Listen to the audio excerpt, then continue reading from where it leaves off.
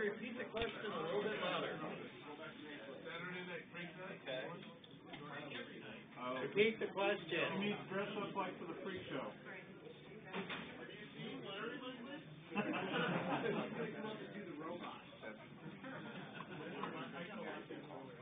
There you go. All right, that's good enough. Get up now.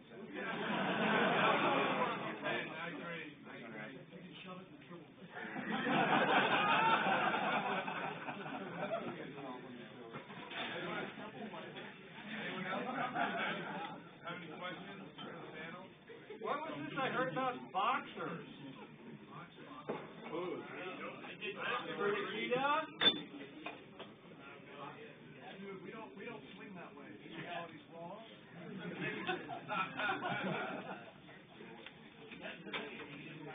Well, what's this thing you're talking about me? Huh? Does anyone else have a question? When's Luke gonna be on Exotic? Lucy's next door. Can we just open the door? Come on, next door. Come on, Pyro. Where's Pyro? Go grab Pyro from next door. Hey, oh, yeah, Rich. British Chris coming on your show as well?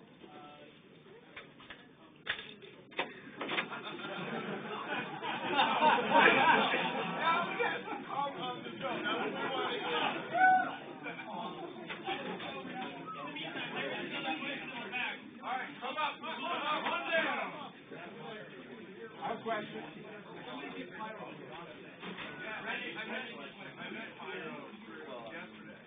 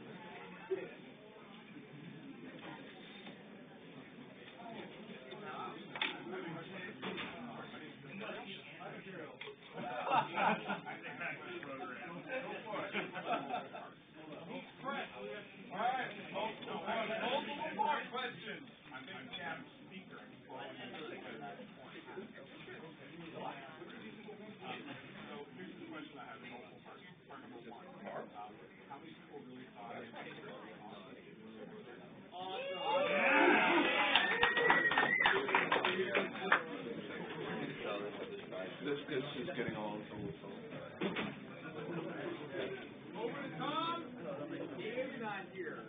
Dave's not here, man. Dave's not here, man. We don't do the editing. So what was the hacker pyramid? Chris. Yeah, so the hacker pyramid, if you guys remember, like, old school, $10,000 or something? $25,000. $25,000? Chris, it's only Chris. Hold on, I think your mic is off. Keep it off. It is? Again. Yeah, it doesn't work like a t-shirt. I'll walk up. So the hacker pyramid, if you guys don't know what it was, it's like the old, $25,000 pyramid or whatever it was show, where you have one person who is on the stage as a celebrity and someone else that you pick from the audience or have that comes in that can, describe a word. I got the fucking hardest thing in the world. And everybody else got like a golf ball and Mickey Mouse and head shoes. Yeah, I'm Canadian money. That shit's worth more than our money. No wonder you do these guys.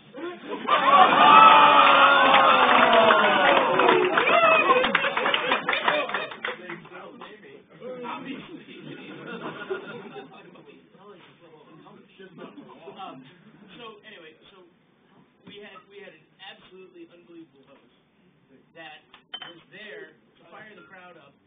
We would work our ass off as celebrities and contestants to make it as funny as humanly possible and still answer questions. So there was lots of, you would see something like Z-scaler on the machine or on the screen, and you would say, what's long, pink, and goes in your ass. Z-scaler. And they'd be like, Z-scaler. Yeah. And we'd go down the list. It has to be the most fun and funniest event that I've attended at a DEF CON, and I don't know how. I mean, it was to that point where back at like 5, 6, 7, when we would just go and hang out and be drunk and be crying, laughing. Hey, Luke. But no, it was absolutely unbelievable because we had this great crowd, this great turnout, and it was so much fun, and it was fantastic. Absolutely. He keeps complaining that he's not on your show, and now he is. So. No, I know. He's kind of squirrely. He was here, and then he was there, and now he's over there. He's got way too much caffeine, everybody. While you guys have your meeting, we'll make fun of Martin while you're busy. Well, I have a quick question. What do we have to do to reach outside of our sphere to get guests? We keep passing them around, it seems, sometimes. Yeah. They're wrong. And now we talk about anal again. You just do a social engineering thing and just call someone randomly and say, hi, we're going to talk about this tonight. I'm coming. Yeah, Martin is good. We've had good luck just emailing people and saying, hey, we do this podcast. Do you want to come on our show? We've had an overwhelmingly positive response, and what's up, dude? So I encourage all the security podcasts to do that because I agree, Martin. I want to see us all interview different people. I also think that when we interview the same people, we all have kind of a different take and a different perspective. So I think it's cool to all interview the same people too in the same breath. I like how they can pass around, they get a little raw. It's all right. They dig it. I like how you guys have voicemail. And you play the voicemail, and then I know you used to call. People back numbers. We try and call. We call them back. And get them live on the show. I think that's awesome. A good way to interact with people, not just like interviewing but that's superstars. but sometimes it's free. Podcasters, that was really the best we could do. Like, go back and Oh yeah, your mic's not working. Oh crap. Sorry. that work? Yeah, that you guys quit breaking my mic. Please.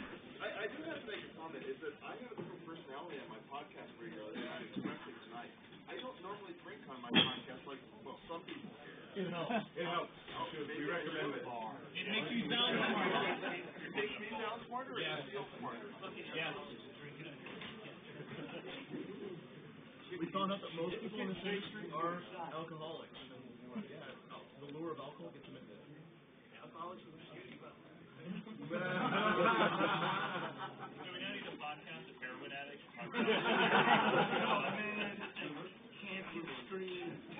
And this episode of Paul.com brought to you by Winchester. Aricon, you got another question? One more question. Out of all of you, who inspires you the most in information security? Who's doing the best research? Who's doing the best ideas? Who is doing the best work? Chris Nickerson. Give Chris Nickerson. Once you go lap dance, no way. Never go back. No, Jack Research, Arnold is. Yeah, attack research guys. I have to say that a lot of times I draw inspiration from very non-traditional security-related sources. Strip clubs.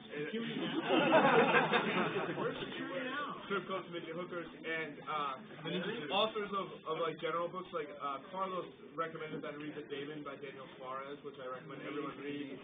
And he's actually coming on our podcast. And while he's not like a security type person, I make a lot of parallels in the security world, and he's definitely inspiring a lot of my ideas and kind of changed the way I think about security. So My kids are making me think about security a lot differently. How am I going to protect my kids as we go forward? Is one of the things. Dude, PCI will protect your kids. How do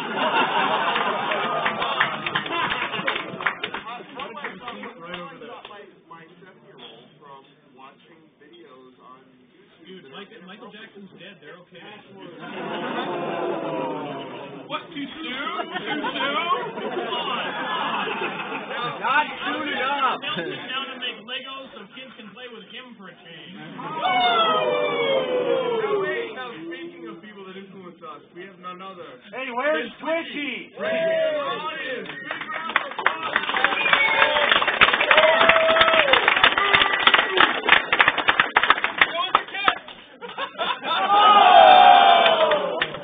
I'm all out of points.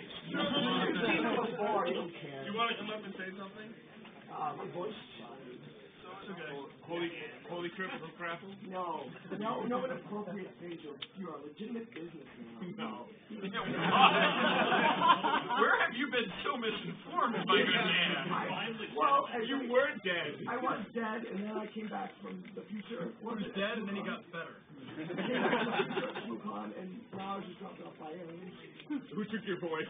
My voice. After they probed him, folks. Better than your virginity. Actually, no, what was it? It was Larry's church. Yeah. In the church, in his garage. And I really, you still have to apologize for that. Bastard, this isn't Kool-Aid, this is Flavor Aid. That wasn't his garage, that was his back door. And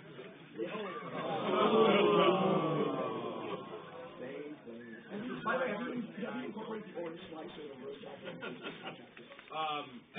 After show. Well, I've already said it, so everyone needs to know. No. And if you don't know what the reverse Jack-O-Lantern or the orange slicer is, please ask. Larry, We asked Twitchy if he had something to say. It turns out... No. Next week on Urban Dictionary, look up the reverse, or don't look up the reverse Jack-O-Lantern. That's the brainchild of Twitchy. The very twisted brainchild. Now I can't post it because everyone I work for. IRC question, please. It's IT Tech Junkie from SecureBay and Paul.com says, I'm a young security enthusiast fresh out of school.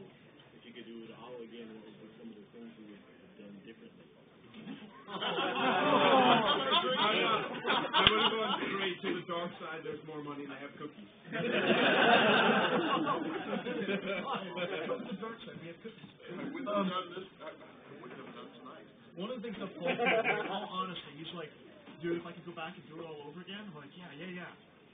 I wouldn't have called it Paul.com. True. Network Security Podcast was already taken. I just put a link in the IRC for Walking Crow's video stream. I'm watching ourselves right now. That's It's right there. Hey, great. The stream was down, and so I figured I'll kick on quick. And What would everyone do different? That's a cool question. What would everyone do different? I missed like a bunch of years. Like I was like way into the hacking stuff in the late '80s, and then I lost it in early '90s when like a lot of the real stuff in internet-based stuff started happening. That's my biggest regret. I was so out of the community. I've come into it later now. I don't mean to sound like old. But yeah, so I miss missing those years. You know, I think it would have been a ton of fun, and that makes me sad some days. It's kind of cool going down and seeing some new guys with the Commodore PET. Like anybody else start programming on a Commodore PET? Did that keyboard really fucking small down there in that little museum? I have no idea how my fingers fit on that thing. Well, you were littler then. I mean, Who are you talking to? You were littler than me too, Larry. 2 words. No. That's 1 word. I know. I can't bring those 2 words back from the presentation, can I? What is it? Is that the 2 words for you, and it's not happy birthday? No. Actually, the 2 words were horsecock. Oh. There goes your PG-13 rating. Now you talk about orange slugs.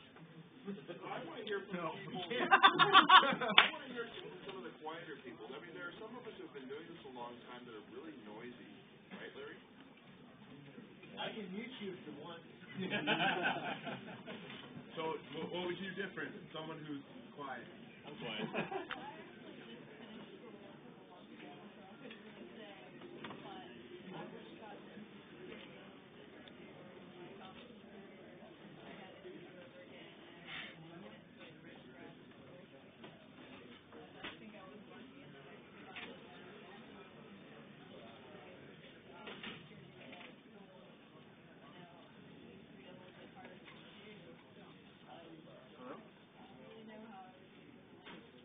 I would do anything different. I've never been to college. I don't have a degree or anything. I did 6 years in the Navy, got my good experience, got some good resume points, and now I'm working for financials. I think it was a good path to go. So one thing that I would have done differently is not Signed up with Paul.com? Oh, well, yeah, but, I mean, Other than that, that's awesome, dude. But no, one of the big things that because I used to play around and hack and just have a good time, and then I kept on thinking. Is that what they call it? Yeah, that is what they call it, Paul. But I kept on thinking that there wasn't a real good way to make money. You know, I was doing development and systems administration work for the longest time, thinking that that was really the only options available, and that security jobs were just these rare mythical unicorns you would come across once in a lifetime. And I would have actually hunted for the security gigs a lot harder and fiercer, because I'm actually enjoying myself now at work for a change, as opposed to dragging myself to work after just, you know, Drinking?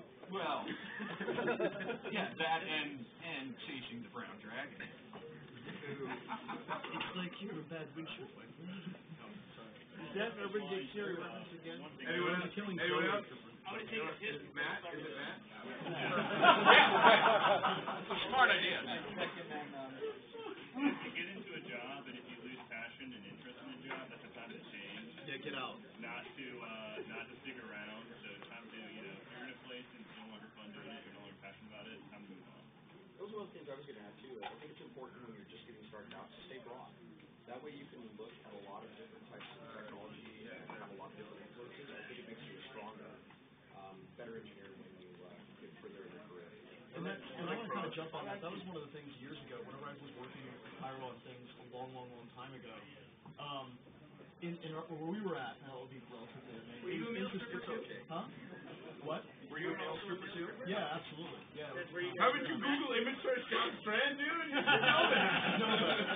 We worked for one of those 3-letter agencies. One of those 3-letter agencies, and I was surprised. I remember we were at the place that processed the money. Close, actually, very close to CBS, as a matter of fact, believe it or not. And we're sitting around, and like there's a room of 50 people, and they're all learning about this new system, and no one cares. No one cares. There's maybe like 3 or 4 people that actually gave a crap about what was happening. And there were so few of us, so I think that's a big thing. If you're not happy with what you're doing, go do something else.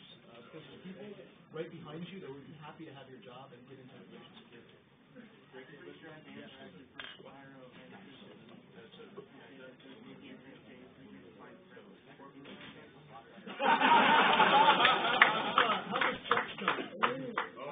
How does checks coming for season 1? We're on a list. We're only a few episodes. It's like this. Isn't that one of the awesome things about consulting? You wait for other people to pay you. No. No. You're not waiting, or they're not paying you. We don't get paid. We can't wait for something that will never show up. That's right. At this point, it's not even enough. We got nothing from it, literally. Like, very. You guys got a lot of fodder to give a shit about it. Yeah, but look at your RFPs from here on out. It's like, can you show us an example of your work? Yes. As a matter of fact, thank you.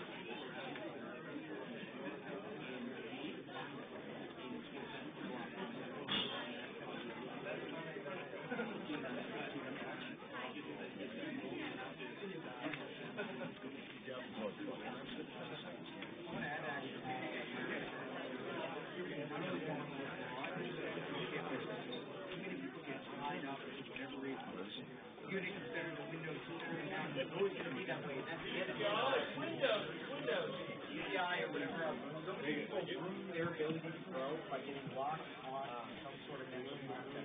It's disclosure, it's an operating system, keep a broad mind and keep an open mind. Because you know what, the whole freaking world changes around you every day. If you can't adapt with that, you're going to suck at security. It's the last industry to come up with. Hey guys, We got the prizes left.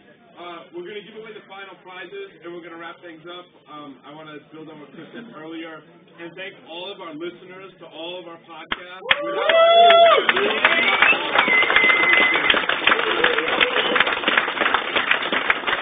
going to give you some more free shit. And we're down to stickers. And we got to finish up because people got to eat. Yeah. You got an Annoyatron up here? Yeah. Someone come get it. To run up, get this. First person to get shit, get shit. We got it. Now.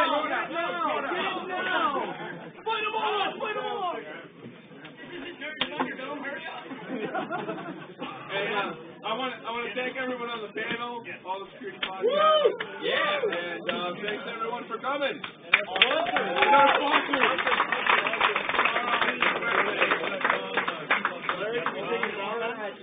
Over now.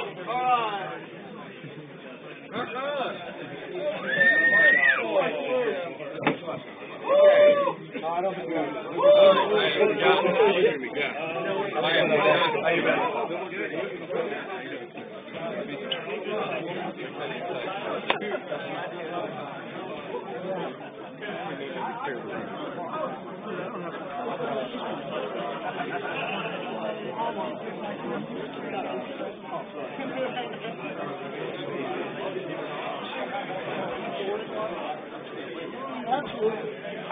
I need to get those from you. I have 4 candidates right now that are looking